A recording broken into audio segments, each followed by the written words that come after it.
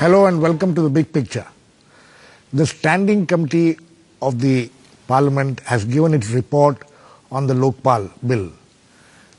It has caused a lot of controversy which was expected.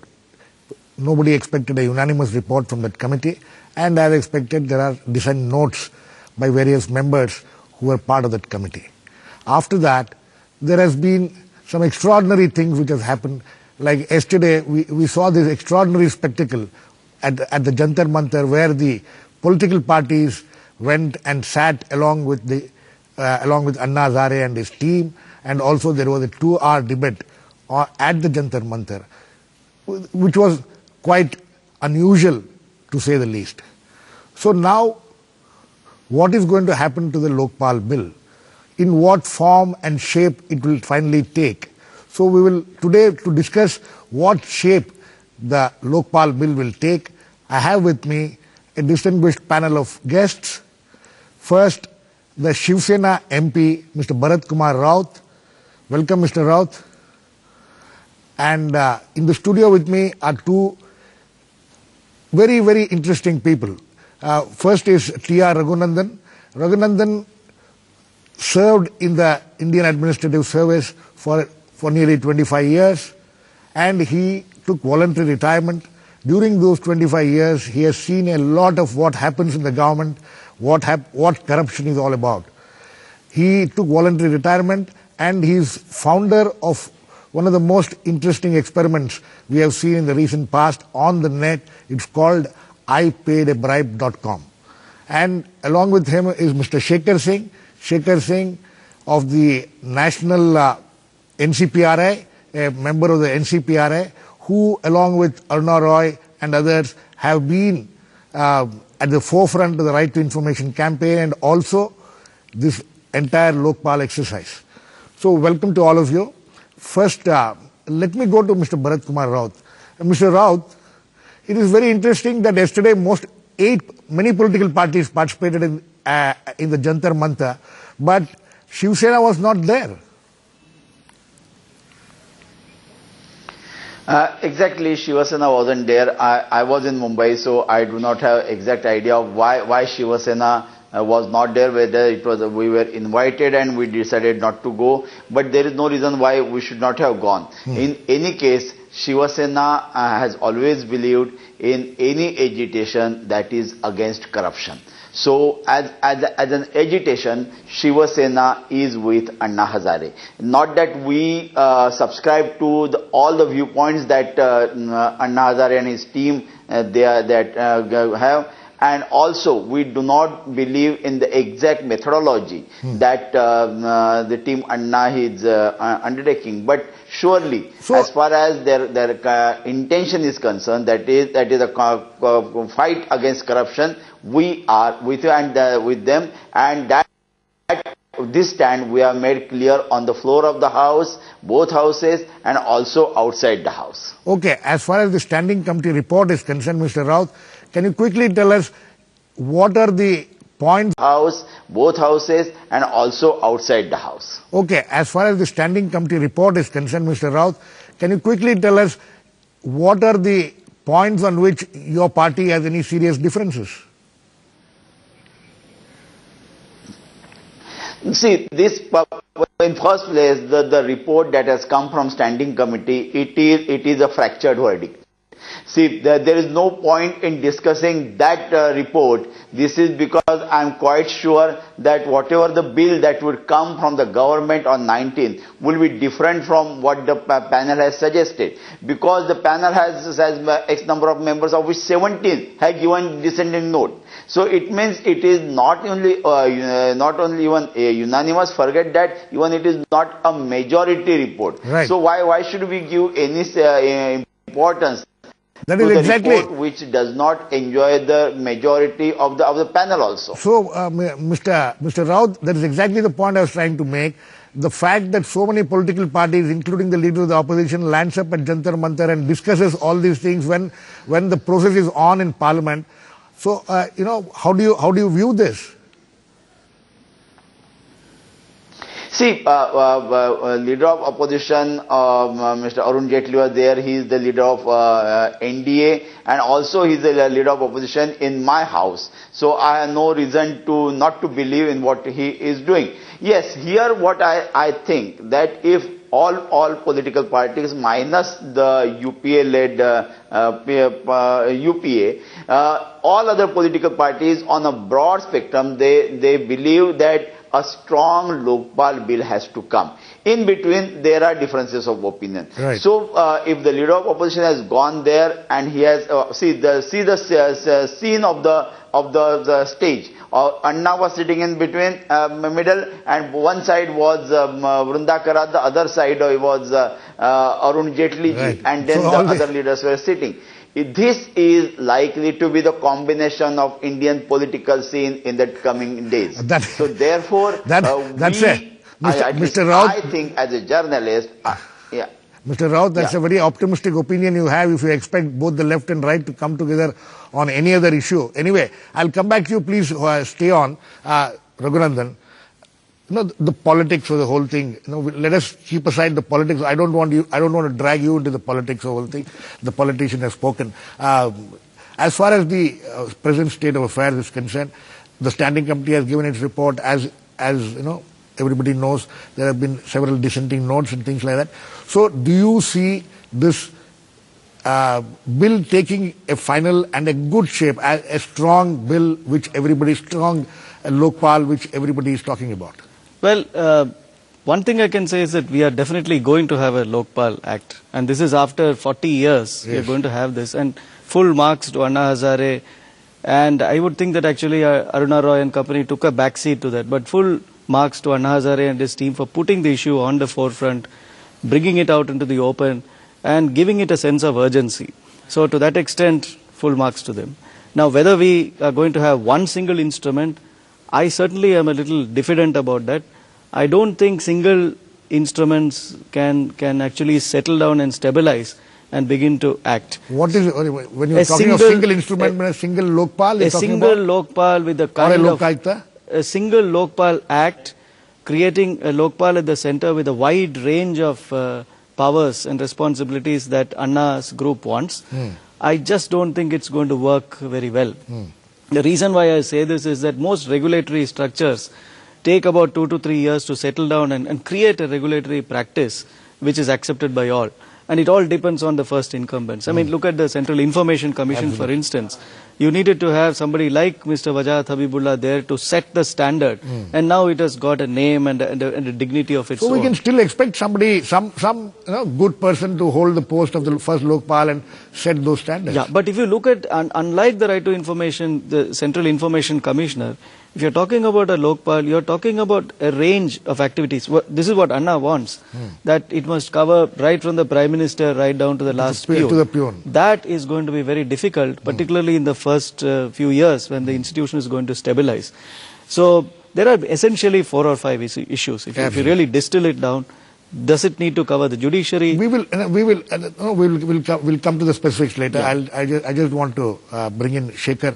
Shekhar, your NCPRI has done a lot of work, but as Raghunandan was pointing out that your organization, which was also at the forefront, took the back seat because of this surge of Anna Hazare and company. But anyway, we'll keep that aside. Now that you have seen the standing committee report and I think NCPRI has come out with their own views on what the standing committee is. What do you think is the most significant sticking points in the report? Well, they are widely acknowledged to be 3 sticking points. The 2 most important ones to my mind are whether the CBI is going to be under the Lokpal or under the central government. As the report stands today, it seems to recommend that the administrative control of the CBI will remain with the central government, while the Lokayukt would have superintendence. Yes. And we have objected to that because we've, you see, earlier the CVC Act talked about the CVC having superintendence. But that was totally ineffective, and many CVCs have told us this, that, superintendence makes no difference if you don't have administrative control over the body. So that's one. The second sticking point is how the Group C officers are going to be dealt with. Now, to my mind, the parliamentary committee report has sort of fallen between two stools because Anna's team wanted it all under the Lokpal. We had said, look, this centralized model is not going to work. So we had suggested that let the responsibility be location specific, territorial, like it is, for example, under the IPC or in the High Court, etc. And that if there is a central government officer posted in Bangalore, for example, let the first complaint go to the police and let the Lokayukt, not the Lokpal, the Lokayukt, have a review power if it's not done timely, not done properly. Even if the officer concerned against whom the complaint is being made is a central government. Yeah, it doesn't matter because, I mean, so Lokayukta can have control, can have jurisdiction over both state and central. Absolutely, and similarly in centrally administered areas like Delhi, you could have a Lokpal because after all, you don't say that if it's a central government officer who commits murder, it must come to the Delhi High Court. What is the third point? So this, and the third point is the inclusion of the Prime Minister. Okay, inclusion of the Prime Minister. So these are the three major sticking issues. We will discuss all these issues in there. We'll just go into a short break and we'll come back and discuss these three issues and some more which concerns this whole issue.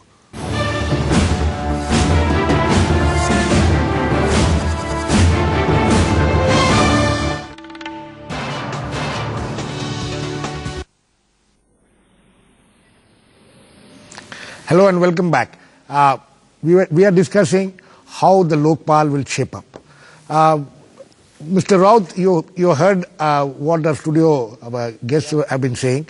Now, on the issue of Prime Minister, see, this is one of the major sticking points. The Standing Committee has not come out with any specific suggestion or recommendation. They have left the issue open, giving three options. So, what is the option which the Shiv Sena would like to support?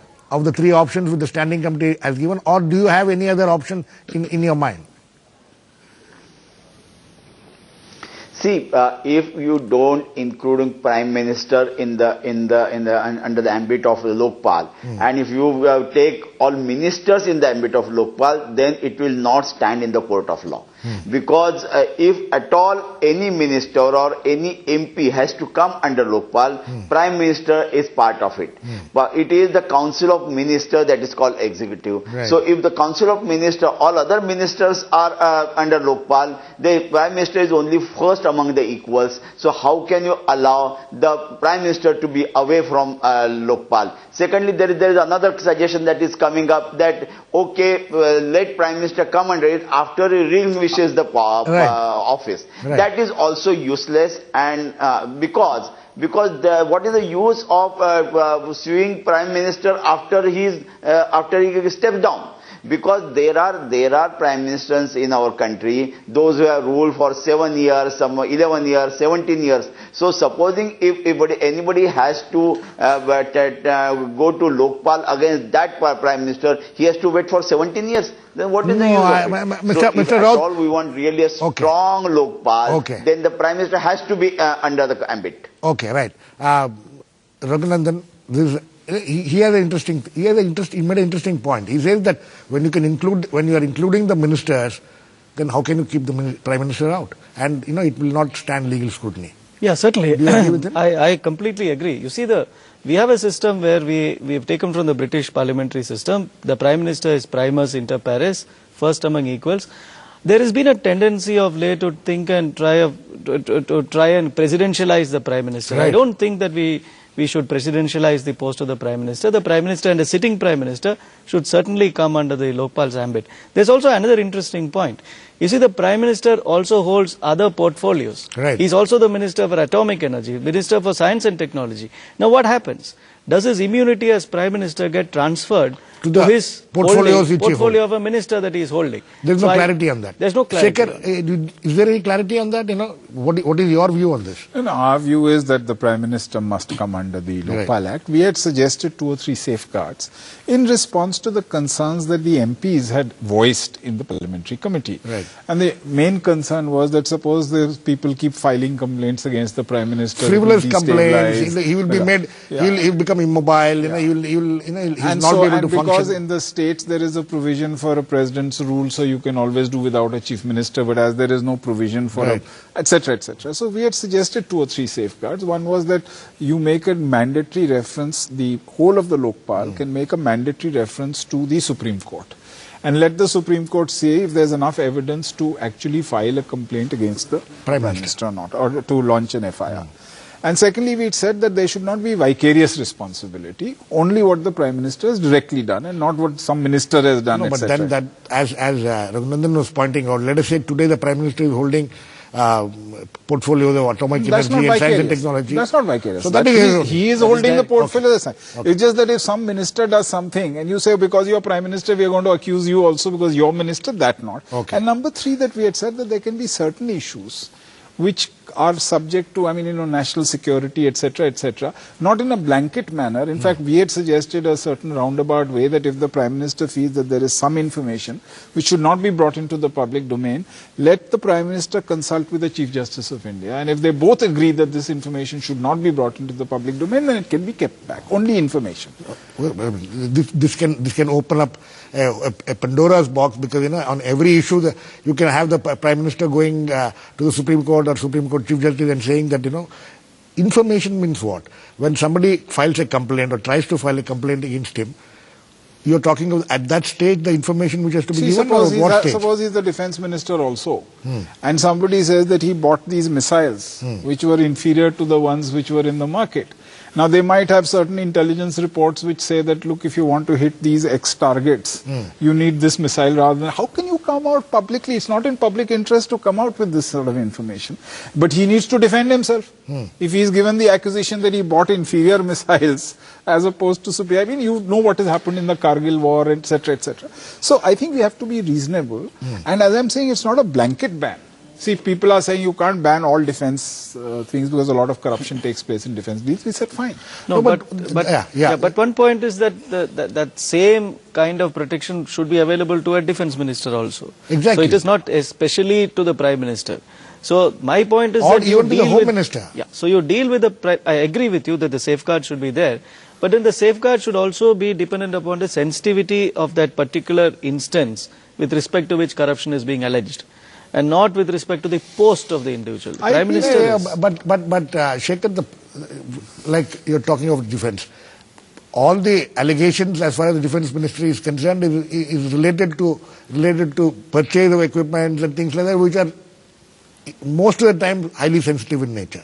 So what do we do? It is type C. If suppose somebody says that a middleman was paid so much of a bribe, then the Prime Minister or the Defense Minister would be hard pressed to justify that there is some national security in that information coming out. Let us get Mr. Raut. Mr. Raut, you heard this discussion. So, there are certain issues, there will be certain sensitivities involved when it comes to the Prime Minister or even for that matter with the Defense Minister or the Home Minister. So don't you think including the Prime Minister without taking extreme care about the safeguards, we can be opening up a Pandora's box? See, listen, in this situation, you cannot go only theoretically. What we will have to first define what is sensitive, because each person will think different thing in a different manner, and somebody will say, even this is sensitive, that is sensitive, or this is not sensitive, this is not sensitive. I have 2-3 points here to make. A is that first it was said that yes, a Prime Minister will be responsible only for the departments which he holds. Right. That is not correct, because in being the Prime Minister, being first among the equals, being the captain of the ship, he is also responsible for the decisions of many other ministers. For example, now what all that controversy of 2G is happening. Right. Here they say that it has happened with the Prime Minister's consent. Will this type of case go to the Lokpal?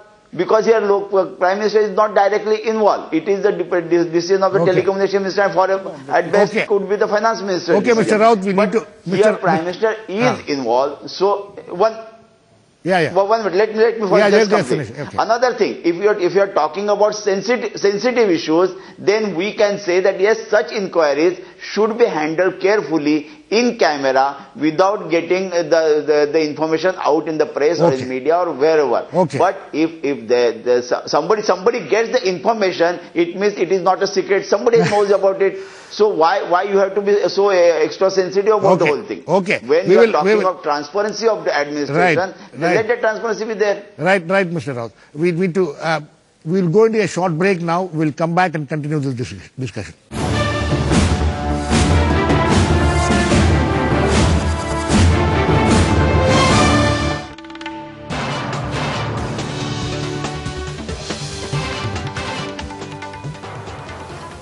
Welcome back. We are discussing the Lokpal and how it will take shape. Shekhar, Raut was telling us about vicarious responsibility. Now, according to what he's saying, then the expansion that Prime Minister is the first among equals. He has responsibility over the entire cabinet. So whatever happens in the cabinet, he also has to have the vicarious responsibility. See, as far as corruption goes, the case he gave is not vicarious. If, for example, the 2G had the approval of the Prime Minister, then it's not vicarious. But otherwise, suppose some minister is corrupt, he takes a bribe without the knowledge of the Prime Minister. You might charge him with other things, but you can't charge him with corruption. That way, if any officer takes a bribe, they're all under the Prime Minister. So I think we have to make a distinction. So we have to make a distinction and we have to be very clear about it. Also, one more thing if I might add here. See, we've got to trust somebody. If our Prime Minister, our Cabinet, our Parliament, our Leader of Opposition, our Chief Justice are all untrustworthy, then we have bigger problems than corruption. Corruption is a small problem. Absolutely. Raghu, let us take this forward, There has been a whole lot of discussion about Lokpal, and this feeling has been created that the minute Lokpal is set up, then we will be liberated from most of the corruption in this country. But you have been fighting a very interesting battle at a completely different level without making much noise. This iPaidAbribe.com and other issues which you have started. So what is there beyond Lokpal if we have to control corruption? Oh, plenty. Actually, Lokpal is just one piece in this interlocked network of legal instruments that we need. I think the equally important thing is to enlarge the definition of corruption. India is probably one of the weakest definitions of corruption in our national law, which is the Prevention of Corruption Act. If you compare it with the United Nations Convention Against Corruption, which India sadly ratified only a few months back, there are 12 instances listed out in the convention as amounting to corruption. India recognizes just 3 of those. And the ones that are left out are private sector corruption, vicarious liability of corporates for corruption, obstruction of justice. And especially these 2 issues which you spoke about, the Standing Committee report nor the Lokpal bill talks about it. No, not at all. That's the first point. The second thing is that we do not have, for instance, a good asset recovery system.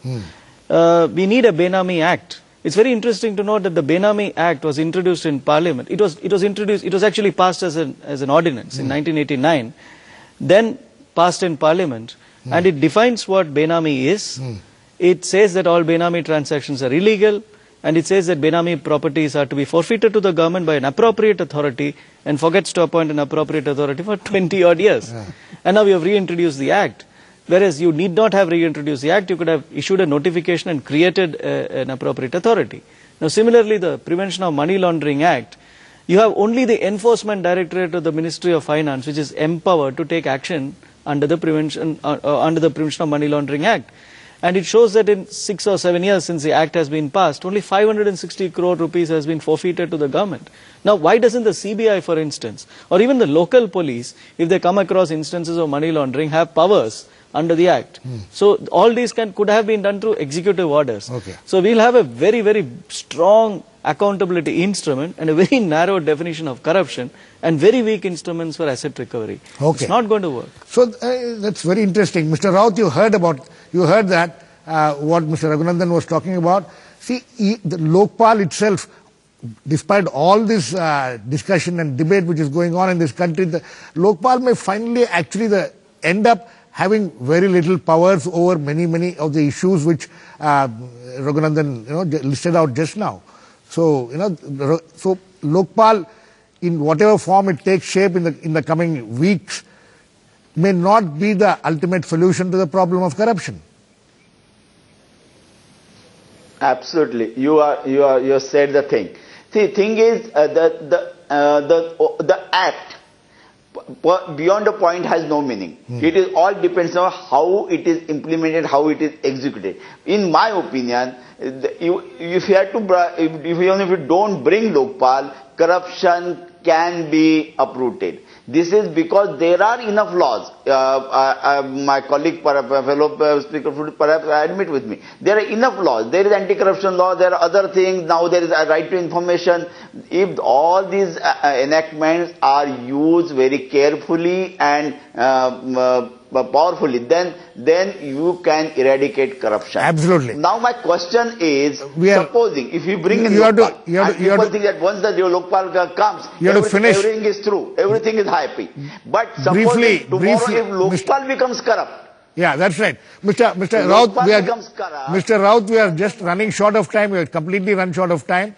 Sorry, but you made some very interesting points. Shekhar, last word to you very, very briefly. Very briefly, I agree with what Raghu said that we have to broaden the definition. I'll just make one point here that we in our recommendations have suggested bringing corporate sector in. Yes. And we specifically said that any time a corporate sector violates or gets, for example, a grant, an order, a license, a clearance, which is in violation of laws or rules, let us assume that corrupt practices took place. Right. So, at the end of the discussion, it's evident that, the amount of noise which has been made about Lokpal, well, we still may get what may be a reasonably good, strong Lokpal institution, but that is not going to end the problem. There are many more issues which needs to be tackled as we discussed today. So we'll have this fight is not going to end with the introduction of a Lokpal bill or a legislation on Lokpal. We need to keep vigilant and see that the other things which have been discussed today also needs to be taken in account in the future. Thank you for joining us. Thanks to all my guests, Mr. Raut, Mr. Raghunandan and Shekhar. Thank you very much. Please keep watching. We'll come back with another issue.